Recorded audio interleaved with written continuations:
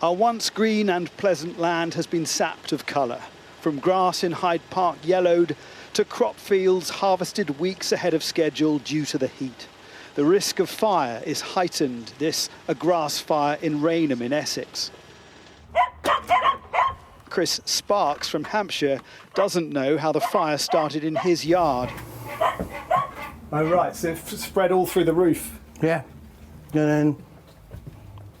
Good God. But it had soon devoured a bedroom wall and then his roof.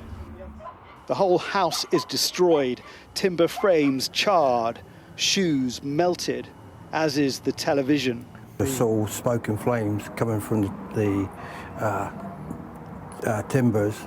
She ran round, tried to put it out, and actually she couldn't put it out, and called the fire brigade, and next thing we had was 10 fire engines, breathing apparatus all up in the roof, knocking everything down, trying to control the fire, and it was 5.5 hours later that they eventually got the fire out. Yesterday, a tractor caught fire here in Codford in Wiltshire. Fire risk is another setback in a difficult summer for farmers. It's the emotional effect, and it's the stress, and it's also the danger to human life. And our staff are very dedicated, and they're very keen to fight the fires, and sometimes we have to tell them to ease off a bit, because I'd much rather have a fire than a staff injury. With some areas of the country not receiving significant rainfall all summer, the National Drought Group declared an official drought in 8 of its 14 areas of the country. It means more hosepipe bans and residents and businesses being asked to conserve water. So the important thing is that the water supply remains resilient for this year. There's no real issue there. And these are precautionary steps that are being taken to ensure that we're taking care of our water resources in case we get a dry winter and then run into potential problems next year.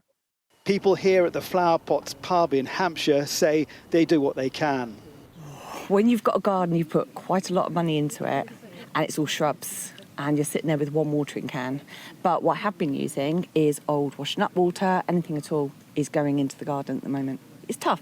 Trying to be a bit more environmentally friendly. Obviously, wear the hosepipe ban, not using water, having showers, not using baths. What's needed is a wet autumn and winter to restock reservoirs such as this one in West Yorkshire. But with soil so dry, it will take consistent rainfall to resaturate and get the water levels back up. Jason Farrell, Sky News.